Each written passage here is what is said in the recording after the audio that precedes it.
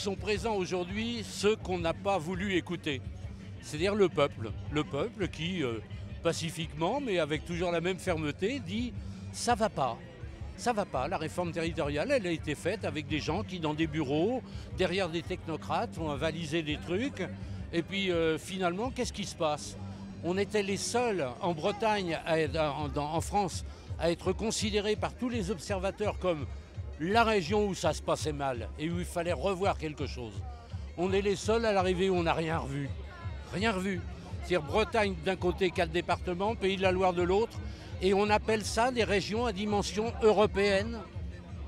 C'est-à-dire que depuis 40 ans, cette région des Pays de la Loire qui n'a convaincu personne, qui fait que tous les départements qui y appartiennent ont envie de se tailler ailleurs, reste là.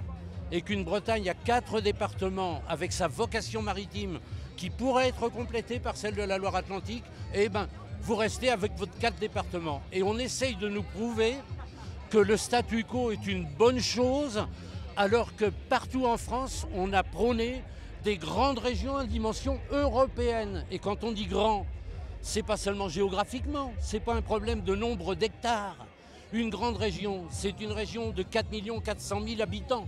Qui s'appelle la Bretagne réunifiée. C'est une grande région européenne. Une grande région, c'est une région où on est heureux de vivre et de travailler ensemble, d'avoir des véritables coopérations. Une grande région, c'est une région qui est capable de fédérer 110 000 emplois sur produits en Bretagne.